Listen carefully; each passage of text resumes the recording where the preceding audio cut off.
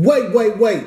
Before I even start my intro and start the introduction, you must like and subscribe so I know that you are locked in. All right? I'm waiting. I'm still waiting. I'm glad you liked and subscribed. So say it with me. What's going on, everybody out there in YouTube world, YouTube land, aka YouTube University? I go by your real estate hustler, Jay Jones, and I got a good video for you today. A live seller call that ends in a signed agreement. So let's get into the intro.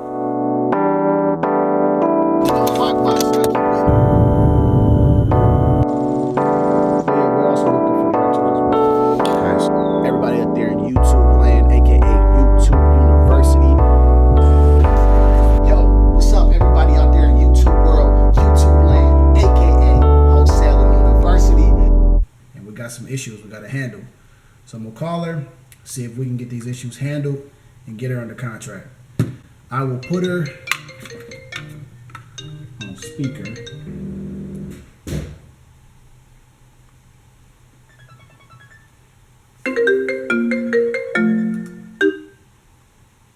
Please press 1 to connect to 58.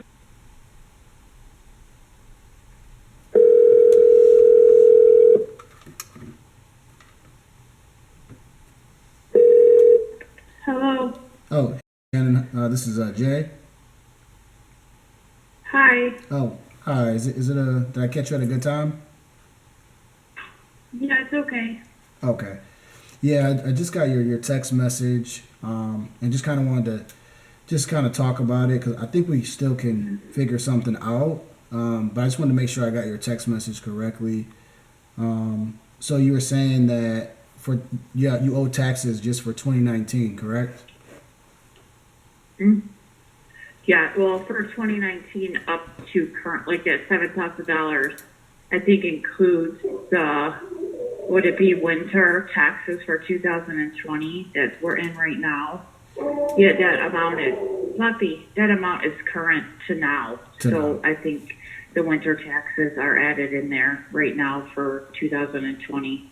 Gotcha. Yeah, actually, I'm looking at the county site right now. So yeah, I do see 2019's owed. And you mentioned the attorney. Did they like place a lien on the property or something? Or? Yeah, I've been basically I've fought with this city over this house for a long time. They wanted it when my parents got sick and my dad had a stroke. They were trying to return the mail. However, we were always there. The house had all the utilities. The house was still fully furnished prior to all this happening. It was a big struggle because they said nobody slept there. I'm like, yeah, my dad had a stroke, like explain the situation.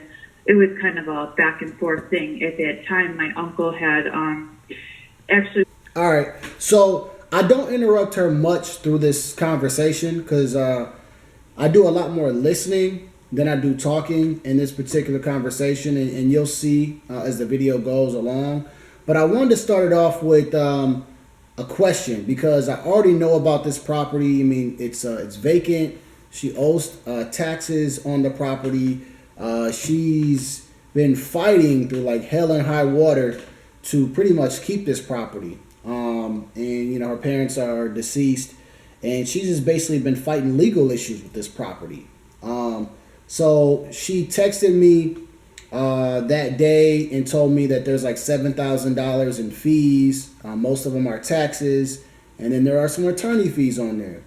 So I just want to ask a question, you know, as far as like kind of where we at, because I just want to lay everything out, and that way I can create a plan, which I do later in the video. So that's why I wanted to stop the video and just explain, you know, why I asked that question. I kind of just want to see where we're at. So let's just keep listening. It gets better. City attorney. Okay. And he kind of gave us some leniency. However, things didn't go as planned, and things after things happened. So it seemed like every year I was back in there like, what's going on with the house? We want to, because if you claim it as vacant, they want to come I don't know, then they'll try and make you do a certificate of occupancy sometimes. Correct. It's just a big disaster, and it didn't really need to be vacant. Yeah. And I was just fighting that because I had been through this situation in the city before. I bought my home, and literally a day later, like, they had a demolition sticker on it.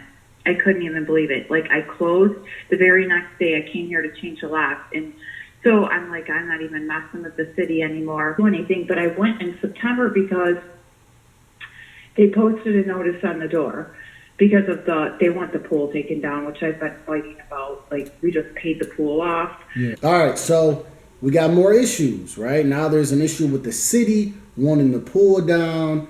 She owes, taxes. She's got some attorney fees. She's been fighting with this property just to try to get it. I mean, there's a lot of distress with this property. So the more and more you listen, the more and more you'll kind of hear a motivated seller, right? There's just problems on top of problems. And you notice she's not saying that she could just pay them off. So she has this house that is kind of her way to do that. So let's keep listening, because there's more and more issues that keep coming out, and you can start hearing the motivation from this seller the more and more we go along. It said they were paid off, and I had money. There was still money in escrow from my parents, way back. And then I got a thing saying the escrow money was taken. It was paid for all of this. I'm like, okay. So I went there because at that time someone else was going to buy the house, and I'm like, okay, I got to let it go. Like, what do I owe? Yeah. And they could call me back and tell me it was $88. Like, I couldn't, when I pulled it up on the website like you're doing, in September it was showing me nothing.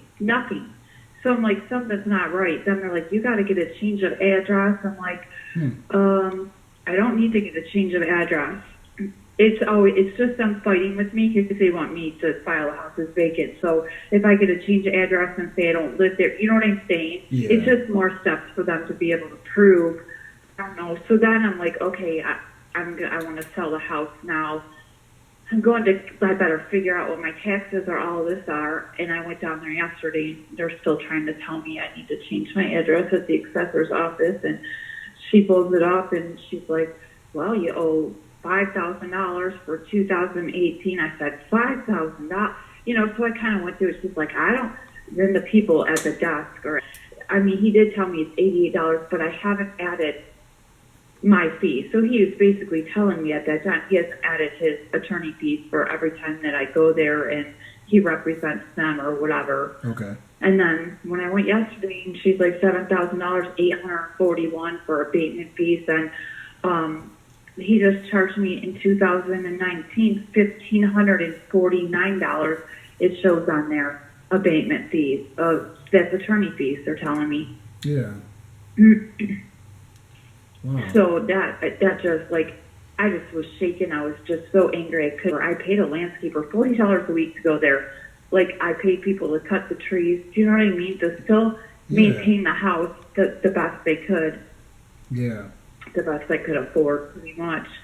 I'm like, for how many years now I've paid a landscaper, but you're going to charge me $130. There's something for removal of something, but it's like there's nothing for them to. I don't know what the stuff is, and I don't know. There's nothing I can do apparently. Yeah, I just seen because I seen. So now, I mean, there's just issues on top of issues, and this is how this person can be a motivated seller. They're mentioning all these problems, but they don't have a solution for it, right? So, she's mentioning, the pool and the attorney and, what else did she mention? She has a landscaper and she just got a code violation for snow removal. So, and then she also had a code violation for tall grass back in the springtime. So, there's just so many issues that come with a vacant house if you're not ready for it. So let's stay tuned into the video because we're just going to keep learning more and more about the situation. I just seen that there's like a snow removal violation that was like on the 23rd of. Yep. of And there's no January. way, because if we didn't go over there, somebody was paid, and I have every one of my bills. There was never, I would have let my snow go here before I let that house go, Yeah. because I just know, do you know what I mean? They'll use anything Yeah. that they can. Yeah, because they're looking at this property, yeah, so they want to come up with something. And that all had to be added in sometime in September after I went there, Yeah, because I was pulling up zero. So I don't. yeah. I'm sorry that this is all happening because this is a lot between just the attorney, from the attorneys to the taxes to the property, meaning what needs to be done and everything. I'm sorry that you have to go through all this because it sounds like a headache.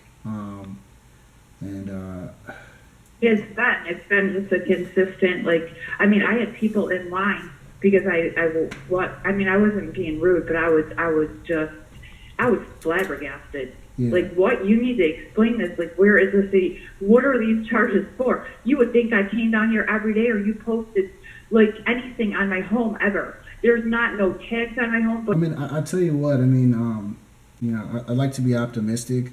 We can still figure all this out. Kind of my main thing is I would like to do a title search, which I'll pay for, to see exactly what's all attached to the property. That way we can kind of lay everything out, and I can give you a call. It usually takes like 2 or 3 days. All right, so I'm empathizing with her, letting her know that this definitely sounds like a headache, and I'm sorry you had to go through this. And now what I'm trying to do is come up with a plan. Try to formulate some type of plan, see if she likes it. Because we can sit and we can talk about problems all day long, but let's try to solve them. So that's what I'm going to try to do now, and let's see how I can come up with it. Tell me what you would do in this situation. You might have a way better idea. So tell me what you would do in this situation on this type of call, and I'd love to hear your feedback. I would like to have them do, because like I said, I'll pay for it, but yeah, please do, because that's all I need. Yeah. I can only imagine I still owe my attorney. I would like to see. yeah. So then, Did their attorney put stuff on there too, or no? yeah. Could So their city attorney? they possibly could, like if they placed a lien of some sort, and you don't really know until you do a title search. And usually my title company, like once I get like an agreement that says I'm going to buy a property, they usually look out for me pretty good since I close a lot of properties with them. And then they'll let me know, Right. hey, if it's taxes, if this is attached to it, like the code violation will be on there. I kind of want to just, see what's all there, and then we can kind of talk about going further. Because we've already agreed on price, which is great. But now I want to see exactly like what's attached to the property. We can go through it, see how much everything is. That way there's no blind side. Like, we know exactly, what's attached to it, what's the amount, what's going to be the final amount. And that usually takes, like I said, 2 to 3 days. Okay. And, I work with them. Okay. Because like I said, I know that I'm looking at it now. I see the taxes owed for 2019. I see that there is a snow removal violation. There were a few violations in 2019, but some are closed and some are resolved. And I would like to see if the attorney, Do they have amounts? Do they tell you what they are? So they tell me what they are. The amount they don't. So January 23rd was like a snow removal. The December 6th, This 2019. January, January that just passed? Yeah, January 23rd, it says snow removal ordinance violation. So that's, I guess it's still open. And then there was they call it junk vehicle, so unlicensed or inoperable. So it's probably I think it's like a Dodge Ram that's in there. And it is not, it's insured, it's my voice. So why did I just do that? Why did I just share with her, what I basically had in my little secret vault? I did that, so again, it's a rapport building step. Hey, I was looking at the property and I found this about it. That way she knows that I know about this property. And I want to share some of that information with her. She didn't even know that. You know, she didn't even know about the snow removal, the tall grass, and she didn't even know about that stuff. So I'm sharing that with her. And then I'm also mentioning, hey, let's get a title search done on the property. Now, my chess move on that was, let's move away from the purchase price of the house. Let's move away from like buying the home and everything, and let's just focus on, you know, what liens do we have? What's actually on the property? And my goal is just to get the, you know, title search back and just talk it through with her. So basically move away from just trying to sell it or try to buy it, and just take it slow, and then just focus on the problem at hand. The problem at hand is there's so much money that she doesn't know how much she owes, and she's frustrated. So my goal is to try to make this less frustrating for her, and let's see if I do a good job at that. So since they're pretty much like have an eye on the property, they keep passing by it and they see the car in the same spot. Yeah. Then they say, oh, this car is inoperable, and then they give you a ticket for that. And then there's one for like building maintenance, which is probably like, you know, grass related. And they just, I proved that. Yeah. Yeah, I fought with them because they're like, your grass is too tall or something. I'm like, okay, here's all my landscaper bills. And I literally videoed. I went around. So I took a ruler at my house because it was cut. This is crazy. Yeah, it's crazy. And that's why I want to get a search done on it. And that way we can see everything. Because when we close the property, just like you know, when we get a warranty deed, everything will have to be paid at closing. So when we receive the property, it'll be free and clear. No more issues with you. Nothing else will be in your name. So that's kind of my first step. So like I said, my title company. Okay, please, because I would like to know, because this is like, I'm upset, and I would really like to go down there about the vehicle and some other things like this. Yeah. Wait a minute, you're just gonna, and that's why they're not mentioning it to me or my main thing. Okay. I want to help, so we'll figure everything out. Like I said, I'll take you like step by step as I get things in. I'm gonna give you a call and a text, and we'll just work through these things. It's not the first time I've seen this type of situation. But first thing is just to get everything on the table, and then after that, we just take it step by step. So, with my title company, they won't find out, right? Because I have been there and I have seen attorneys in there personally where they will not, they can't close on a property because the city won't release this, or the city won't, I've seen that. So I don't want them to know, because I'm scared that if they find out I'm selling the property, they'll just add, who knows what they'll do. But it sounds to me like.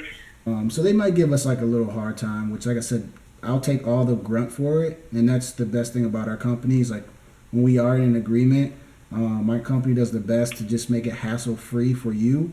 We'll make the calls to the city. We'll talk to them. We'll get the approvals that we need. But since it is a cash deal, all they care about is that their code violations are paid, their taxes are paid. I know how horrible. Yeah, and then at that point, it just makes me angry because they shouldn't be able to do this. They shouldn't. So I'll send you a message tomorrow. So once I get it tonight, send you a message tomorrow that it's in. And like I said, I'll just bother them tomorrow and let them know if they can give it to me the next 2 days, and then we'll go over it and go from there. Okay. Okay, that sounds good. All right, awesome. Yep. Well, I'll look forward to look forward to my email here, because I'm still in the office for probably another few 20-30 minutes, and then once I get that, I'll send it over to them. And then we'll get this rolling, and we'll help you out. I'm telling you, we're definitely going to help you out. We're going to try to take this burden off your back, because I know this is pretty stressful, and we'll do our best to get this resolved for you. Okay, sounds good. I will talk to you later. Have a good night. All right, you too as well, Shannon. Bye. Thank you. Bye-bye.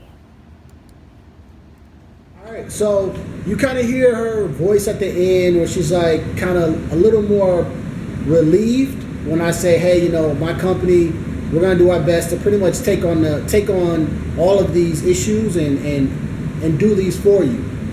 and she seemed a little more relieved that she's not in it by herself. And that was my approach. You know, you may have a much better approach to doing that, but I just kind of wanted to, you know, make these videos of live seller calls, you know, because I hear a lot of questions when I go to meetups and online. You know, people just, you know, are scared to talk to sellers. They're literally scared to talk to people. And it's not that bad. You know, I mean, you get people like this who really want to open up to you, tell you about what's going on and how frustrating it is. And this is an opportunity where you can make some money. You know, you can help the seller out.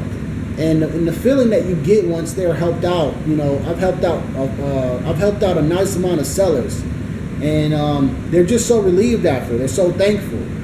So, you know, talking to sellers is no different than just talking to somebody else that you do at work.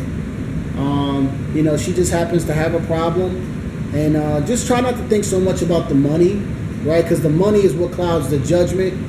But just think about a problem. You're talking to somebody, a normal individual who has an issue. Try your best to help them. And in the end, you'll get helped. You'll get what you want if you help her or them what they want.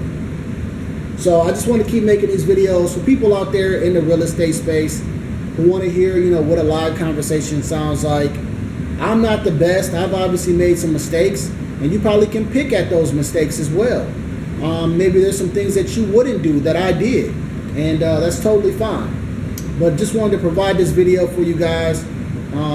This ended up in a signed agreement, so hopefully, you know, you can take something from this video and apply it to your business or to your strategy. So I'm gonna end this video off like that, and like I say, keep moving, keep learning, keep growing, and I'm gonna see y'all at work.